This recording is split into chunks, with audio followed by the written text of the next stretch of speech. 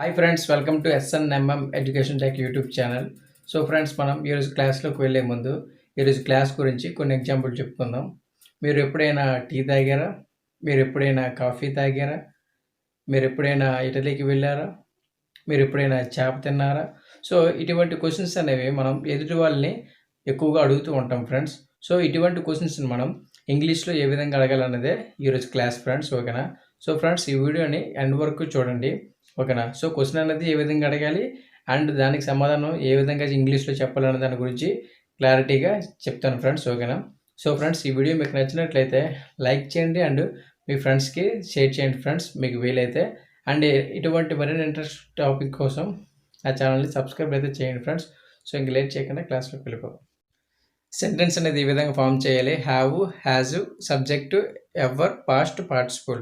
So subjects అంటే I, we, you, they, he, she, it, వీటిని subjects అంటారు friends. ఇందులో ఐకి, వికి, యూకి, దేకి సబ్జెక్ట్స్కి హ్యావ్ ఉపయోగించాలి. హీ, షీ, ఇట్కి హ్యాజ్ అనే ఉపయోగించాలి.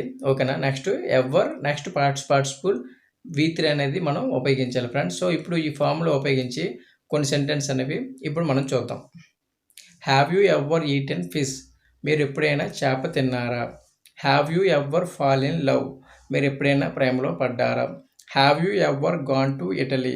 మీరు ఎప్పుడైనా ఇటలీకి వెళ్ళారా? సో ఈ విధంగా మనం సెంటెన్స్ అనేది ఆ ఫామ్లో ఉపయోగించి ఈజీగా మనం ఫామ్ చేయొచ్చు ఫ్రెండ్స్. ఇప్పుడు మరికొన్ని సెంటెన్స్ అనేవి చూద్దాం.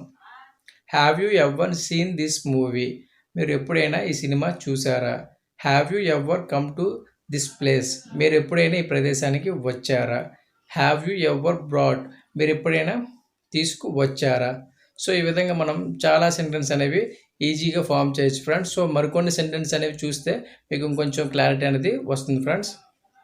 Has she ever told to him? ఆమె ఎప్పుడైనా అతనికి చెప్పిందా?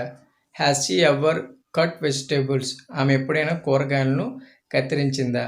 సో ఫ్రెండ్స్, ఇప్పుడు ఇంకో సెంటెన్స్ తీసుకొని దానికి ఆన్సర్ అనేది ఏ విధంగా చెప్పాలనేది దాని గురించి కూడా చూద్దాం. Have you ever eaten fish?